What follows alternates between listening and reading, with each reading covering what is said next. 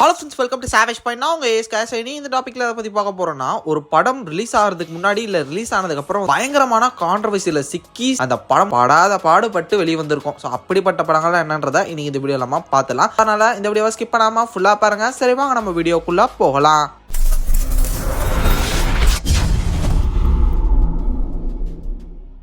லிஸ்ட்ல 7ஆவதா இருக்கிறது bad girl. So இந்த ஒரு படத்தோட ட்ரெய்லர் இப்போ ரீசெண்டாக ரிலீஸ் பண்ணியிருந்தாங்க. இந்த ட்ரெய்லர் வந்ததுக்கு அப்புறமே பல இயக்கங்கள் பல குரூப்ஸ் வந்து சேர்ந்து ஒன்னா சேர்ந்து ப்ரொட்டஸ்ட் பண்ணி பெரிய ஒரு ரெவல்யூஷனே கிரியேட் பண்ற மாதிரி வந்து பார்த்தீங்கன்னா இந்த படத்தை பேன் பண்ணி ஆகணும் அப்படின்னு சொல்லிட்டு பலரும் போராடினாங்க. இன்னொன்று சோஷியல் மீடியா சைட்லேருந்து பயங்கர நெகட்டிவ் ரிவ்யூ தான் இந்த ஒரு ட்ரெய்லர் கிடைச்சிருந்தது. எல்லாருமே இந்த ஒரு படத்தை ப்ரெசென்ட் பண்ண வெற்றிமாறனா இருக்கட்டும், டைரக்ட் பண்ணவங்க எல்லாருமே போட்டு திட்ட ஆரம்பிச்சிட்டாங்க, கழி ஊத்த ஆரம்பிச்சிட்டாங்க. இது என்னடா இவ்வளோ இன்டென்ஸா போயிட்டு இருக்கு அப்படின்னு சொல்லிட்டு மூவி ப்ரொடக்ஷன் சைடு இந்த படத்தை ரிலீஸ் பண்ண வேணான்ற ஒரு முடிவு போயிட்டாங்க. என்ன ஒரு பெரிய கான்ட்ரவர்சியில் இந்த படம் சிக்கிச்சு அப்படின்னு பாத்தீங்கன்னா, ஆக்சுவலா கேர்ள்ஸ் நம்ம கல்ச்சரை தாண்டி ஒரு புது கல்ச்சரை இங்க திணிக்கிற மாதிரி அந்த படத்துல வந்து நமக்கு வந்து ட்ரெய்லர்ல பிளேஸ் பண்ணியிருந்தாங்க. தென் இதை தாண்டி இன்னொரு ஒரு பிரச்சனையும் போயிட்டு இருந்தது. என்னன்னா, ஒரு பர்டிகுலர் கம்யூனிட்டி பொண்ணுங்க தான் இப்படின்ற மாதிரி அவங்க போர்ட்ரேட் பண்ண ட்ரை பண்றாங்கன்னு சொல்லிட்டு பர்சனலா ஒரு அட்டாக் ஒன்று போயிட்டு இருந்தது. இப்படி பல கான்ட்ரவர்சிகளை சிக்கி இப்போ ஃபைனலி அந்த படம் தியேட்டருக்கு கிடையாது அப்படின்னு சொல்லிட்டாங்க. இருந்தாலும் வந்து பாத்தீங்கன்னா, இந்தியன் கவர்மெண்ட் வந்து இந்த படத்தை மற்ற ஃபிலிம் ஃபெஸ்டிவல் எங்க வேணா ரிலீஸ் பண்ணிக்கோங்க அப்படின்னு சொல்லக்கூடிய ஒரு பெர்மிஷன் கொடுத்துருக்காங்க அப்படின்னு சொல்லிட்டு நான் கேள்விப்பட்டேன்.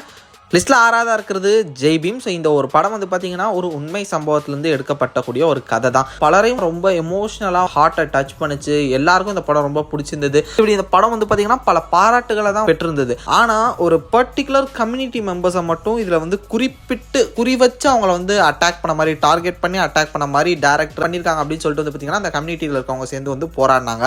அந்த படத்தில் இருளர்கள் அந்த கம்யூனிட்டி சேர்ந்து இருக்கக்கூடிய அந்த ஒரு ஏழை மக்களை வந்து அடிச்சே கொள்றதுதான் கதை. ஆக்சுவலா அப்படி அடிச்சு கொண்ட ஒரு போலீஸ் ஆஃபீஸர் வந்து பாத்தீங்கன்னா வேற ரிலீஜியன். ஆனா இவங்க பர்டிகுலரா அவர் வந்து ஒரு ஹிந்து ரிலீஜியனை சேர்ந்தவர், அவர் அதுக்குள்ளே இந்த ஒரு கம்யூனிட்டியை சேர்ந்தவர் அப்படின்ற மாதிரி பிக்சரைஸ் பண்ணது வந்து பாத்தீங்கன்னா ரொம்ப தவறான ஒரு விஷயம்ன்றதை எதிர்த்து அந்த கம்யூனிட்டி மெம்பர்ஸ் எல்லாருமே சண்டை போட்டாங்க. ஃபைனலி அந்த ஒரு விஷயத்தை அந்த படத்துல இருந்து நீக்கிறாங்க. பட் இருந்தாலும் இந்த ஒரு சின்ன விஷயத்தினால அந்த படத்துக்கும் சரி, அந்த படத்துல இருக்கக்கூடிய ஆக்டர் அண்ட் டைரக்டர்ஸ்க்கும் சரி ஒரு கெட்ட பேரே வந்துச்சுன்னே சொல்லணும். சில அது வந்து இன்னுமே சூர்யா சார் வந்து பர்சனலா பாதிச்சுட்டு இருக்கு அப்படின்னே சொல்லணும். லிஸ்ட்ல 5ஆவதா இருக்கிறது சர்க்கார். ஸோ இந்த ஒரு படம் ஃபுல் அண்ட் ஃபுல்லி ஒரு பொலிட்டிக்கல் பேஸ்டு படம் தான். லைக் அரசியல் கருத்துகள் எல்லாமே இந்த படத்துல இருக்க தான் செய்யுது. ஆனால் பர்டிகுலரா ஒரு முக்கியமான ஒரு போர்ஷனுக்கு வந்து பார்த்தீங்கன்னா அந்த படம் வந்து ஒரு பெரிய கான்ட்ரவர்சியில் ஒரு சிக்கிச்சு. லைக் ஒரு வீரல் புரட்சின்னு சொல்லக்கூடிய ஒரு சாங்ல வந்து பார்த்தீங்கன்னா இந்த படத்தோட டைரக்டரான ஏஆர் முருகதாஸே வந்து பார்த்தீங்கன்னா இந்த கவர்மெண்ட் வந்து மக்களுக்கு கொடுக்கக்கூடிய இலவச மிக்சி, கிரைண்டர்ஸ் இது மாதிரியான விஷயங்கள்லாம் இருக்குல்ல, அந்த மாதிரியான பொருட்கள் எல்லாத்தையுமே மக்களே வந்து கடுப்புல கொண்டு வந்து எரிக்கிற மாதிரியான சீனை அது டைரக்டர் ஏஆர் முருகதாஸ் அதை செஞ்சிருப்பாரு. இந்த மாதிரி கவர்மெண்டோட ஸ்கீம்ஸ் வந்து கொச்சைப்படுத்துறாங்கன்னு சொல்லக்கூடிய ஒரு விஷயம். இதை தாண்டி இந்த படத்துல வில்லன், அதாவது வில்லி ரோல வந்து பாத்தீங்கன்னா கோமலவல்லி அப்படின்னு சொல்லக்கூடிய ஒரு பேரை வச்சு போர்ட்ரேட் பண்ணிருப்பாங்க. சோ கோமலவல்லி அப்படின்னு சொல்லக்கூடிய அந்த நேம வந்து மறைவு முதலமைச்சரான ஜெயலலிதாவை தான் அவங்களோட இயற்பெயர் தான் வந்து பாத்தீங்கன்னா கோவலமல்லின்னு சொல்லுவாங்க. ஸோ அப்படி பார்க்கும்போது இவங்க டைரக்டா ஏடிஎம்கே தான் அட்டாக் பண்ணிருக்காங்கன்னு சொல்லிட்டு ஏடிஎம்கே பார்ட்டி மெம்பர்ஸ்லாம் வந்து தியேட்டர் வாசல் இந்த பேனரை கிழிச்சு இந்த படத்துல இருக்கக்கூடிய அந்த சீனை கட் பண்ணுங்க அப்படி இப்படின்னு சொல்லி ஒரு பெரிய கான்ட்ரவர்சிகளே இந்த படம் போச்சு. பட் அந்த பிரச்சனைகள்லாம் அவ்வளவா வந்து பாத்தீங்கன்னா பெருசா பூதாகாரமா வெடிக்கிறதுக்கு முன்னாடியே முடிஞ்ச அளவு அதை வந்து கட்டுப்படுத்திட்டாங்க.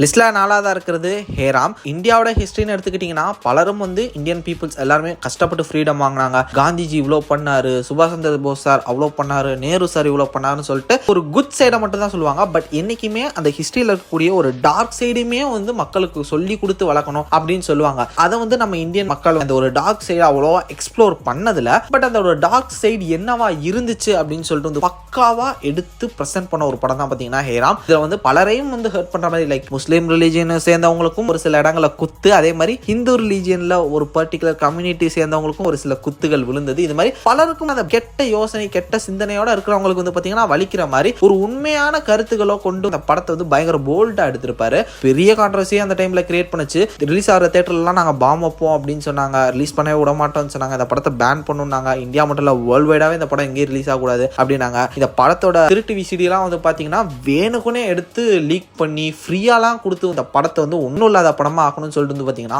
அந்த டைம்லேயே அவ்வளோ வேலைகள் பண்ணியிருக்காங்க ஒரு சில பர்டிகுலர் குரூப் ஆஃப் மெம்பர்ஸ் அப்படின்னே சொல்லணும். இதன் காரணமாக தன்னோட சொந்த பொருட்செலவில் காசை போட்டு எடுத்த கமல்ஹாசன் பெரிய லாபம் அடையாமல் அவரோட சொத்து பத்துகளை எழுதி கொடுத்துருக்காரு ஃபினான்ஸுக்கு.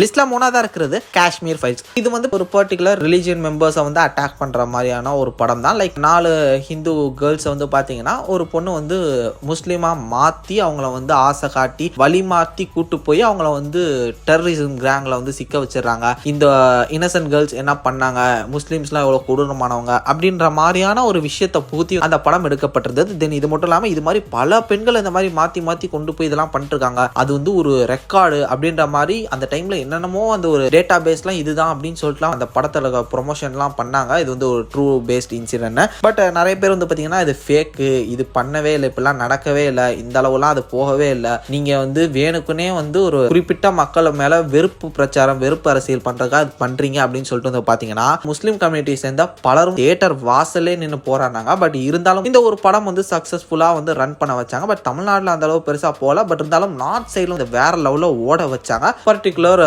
குரூப் ஆஃப் மெம்பர்ஸ் அப்படின்னு சொல்லலாம். இருந்தாலும் வந்து பாத்தீங்கன்னா ஒரு கான்ட்ரவர்சியில சிக்கிச்சு பல போராட்டங்கள் நடந்தது. பட் இருந்தாலும் ரிலீஸ் ஆகி ஓரளவு ஓடி அந்த வருஷத்தோட ஒன் ஆஃப் த பெஸ்ட் மூவின்னு சொல்லிட்டு ஒரு சில குரூப்ஸ்ல வந்து அவார்டும் வாங்குச்சு இந்த படம்.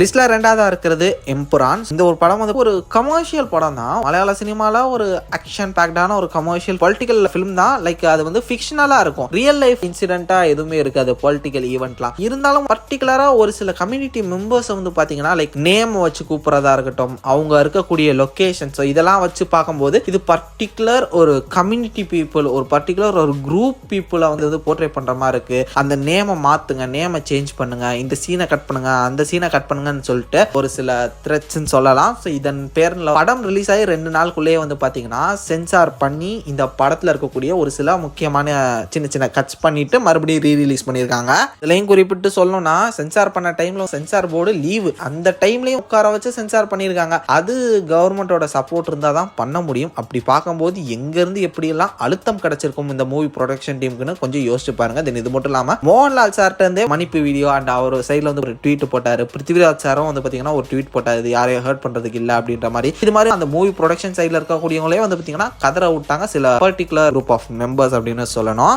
ஸோ ஃபைனல் நம்ம லிஸ்ட்டில் நம்பர் 1 பொசிஷனில் இருக்கிறது மெர்சல். ஸோ டெஃபினட்டாக வந்து பார்த்தீங்கன்னா இந்த படம் பட்ட பிரச்சனை மாதிரி, இந்த படம் சிக்கின கான்ட்ரவர்சி மாதிரி எந்த படமும் சிக்கி இருக்காது. ஆல்ரெடி இந்த படம் ஷூட்டிங் போயிட்டு இருக்கும் போதே ஜல்லிக்கட்டு போராட்டம் நடந்தது. அந்த டைமில் விஜய் சார்லாம் ஜல்லிக்கட்டு போராட்டத்துக்கு வந்து ஒரு பெரிய விஷயம் ஆச்சு. அது மட்டும் இல்லாமல் அந்த டைமில் வந்து நார்த் இந்தியாவுக்கும் நம்ம சவுத் இந்தியாவுக்கும் ஒரு பெரிய பிரச்சனை போயிட்டு இருந்தது அந்த டைமில் பொலிட்டிக்கலாகவே. பட் அதை தாண்டி அந்த படம் வந்தது. இந்த படம் வந்தும் அந்த ஜல்லிக்கட்டு விஷயங்களையும் அடிச்சதையும் தாண்டி ஜிஎஸ்டி பற்றின ஒரு சில வசனங்கள், தென் மெடிக்கல் ஃபீல்டில் நடக்கக்கூடிய விஷயங்கள், இது மாதிரியான பல விஷயங்கள் வந்து பார்த்தீங்கன்னா அந்த படம் வந்து ஓப்பனாகவே பேசியிருந்தது. முக்கியமாக கிளைமேக்ஸில் ஜிஎஸ்டியை பற்றியும் நார்த் இந்தியன் கவர்மெண்ட்டை பற்றியும் முக்கியமாக சென்ட்ரல் கவர்மெண்ட்டை அடித்து பேசினது வந்து பார்த்தீங்கன்னா லிட்டரலி பலரையும் வந்து புகைய வச்சது. இதன் காரணமாக இந்த படத்தை பேன் பண்ணணும், கேஸ் போடணும், அந்த சீன்லாம் தூக்கணும் அப்படின்னு சொல்லிட்டு ஏகப்பட்ட பிரச்சனைகள். இந்த படம் இதுக்கப்புறம் ரிலீஸ் ஆகக்கூடாது அப்படின்னு சொல்லிட்டு ஏகப்பட்ட போராட்டங்கள், ஒவ்வொரு சைட்லேருந்தும் ஒரு எதிர்ப்பு. இதை வந்து நேஷனல் டிவி வரையும் கவர் பண்ணாங்க, இந்த படத்தை வச்சு இப்படி போயிட்டு இருக்கு அப்படின்னு சொல்லிட்டு. இதற்கு தொடர்ச்சியாக அதுக்கு அடுத்து வந்த ஒரு சில படங்களையுமே விஜய் சாரா வந்து அட்டாக் பண்ணாங்க இந்த பார்ட் ஆஃப் குரூப் மெம்பர்ஸ். தென் இது மட்டும் இல்லாமல் இதன் தொடர்ச்சியாக தான் மாஸ்டர் படத்தோட ஷூட்டிங் ஸ்பாட்ல நேரடியாக கூட்டிட்டு போய் அவரோட வீட்டில் வந்து வருமான வரி சோதனை நடந்ததாகவும், தென் இது மட்டும் இல்லாமல் நெய்வேலி நிலச்சுரங்கத்தில் வந்து பார்த்தீங்கன்னா ஷூட்டிங் நடக்கக்கூடாதுன்னு சொல்லிட்டு பிஜேபி மெம்பர்ஸ் வந்து போராடினாங்க அப்படின்னு சொல்லிட்டு பல விஷயங்கள் நம்ம எல்லாருக்குமே தெரியும். ஸோ அந்த அளவு ஒரு பெரிய சேஸே நடந்துச்சு இந்த மெர்சல் படத்தில் இருக்கக்கூடிய இந்த கான்ட்ரவர்சியை வச்சு. விஜய் சாரோட கெரியர்ல கிட்டத்தட்ட மாஸ்டர் வரையும் இந்த பர்டிகுலர் குரூப் ஆஃப் மெம்பர்ஸ் வந்து பார்த்தீங்கன்னா அவரை சேஸ் பண்ணி அவருக்கு ப்ராப்ளம்ஸை கொடுத்துட்டு இருந்தாங்க. அந்த அளவு ஒரு பெரிய கான்ட்ரவர்சியை கிரியேட் பண்ணுச்சு அப்படின்னே சொல்லணும். ஓகே ஃப்ரெண்ட்ஸ், இந்த வீடியோவில் நீங்கள் பார்த்த உங்களுக்கு வந்து இதெல்லாம் ஒரு பெரிய கான்ட்ரவர்சியா, இதை விட பெரிய கான்ட்ரவர்சிப்பா அப்படின்னு சொல்லிட்டு நான் மிஸ் பண்ண படங்கள் ஏதாவது நினச்சிங்கன்னா அது என்னன்றதை மறக்காம கீழே கமெண்ட் செக்ஷனில் மென்ஷன் பண்ணுங்க. தென் இதே மாதிரி தொடர்ந்து நிறைய இன்ட்ரெஸ்டிங்கான வீடியோஸ் பார்க்கறதுக்கு மறக்காம நம்ம சாவேஜ் பண்ணி சேனலை சப்ஸ்கிரைப் பண்ணி அந்த பெல் ஐகானை பிரஸ் பண்ணிக்கோங்க. அடுத்த ஒரு இன்ட்ரெஸ்டிங்கான வீடியோவில் நாளைக்கு மீட் பண்ணுறேன். அது வரையும் tata bye bye, take care from A Square.